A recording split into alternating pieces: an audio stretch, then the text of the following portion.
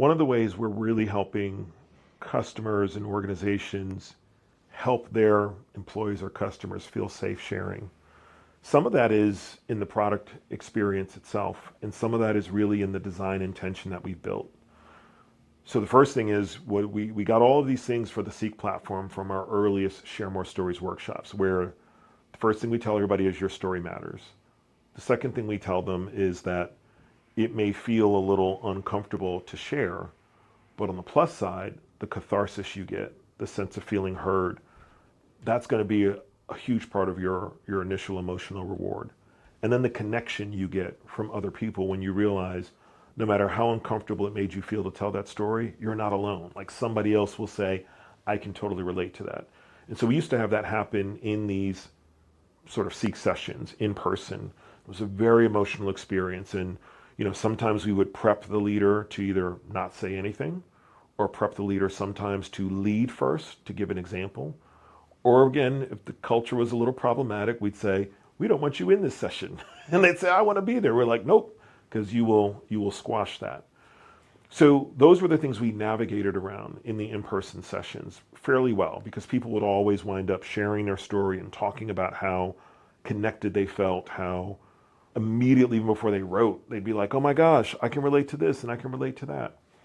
So when we built the SEEQ platform, our first question is, are we going to have that kind of emotionality? And not only did we get that, we got something else. We got people feeling safer in the platform because they could write at their own leisure, their own comfort level. They didn't have to worry about what somebody was going to say or think about them writing and maybe sharing their story. The platform allows them to anonymize themselves immediately after registration.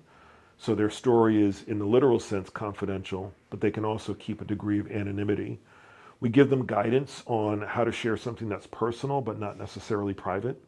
We've had situations in the employee experience space where we have to make sure people know this is not the place for an HR level conversation, because we're not in a position to manage that for your company. So best case for you is share something that is personal, deeply personal, but not private. If you're not ready to have that conversation with whoever you need to have that conversation with, this may not be, the place for that. But if you need to explore an experience or a topic that's been a challenge for you, something that's happened that's made you feel a certain way, this is a place you can do it safely. And they do. And we would find that sometimes employees would come in and they've been holding in for years. So you might say, hey, we just need 150 or 300 words.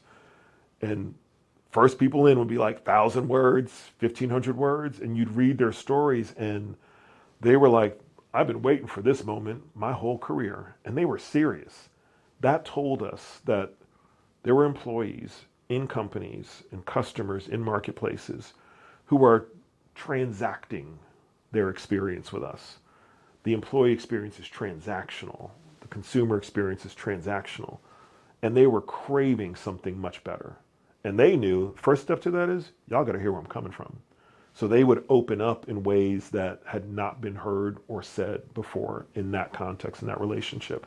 That's when we knew we had something.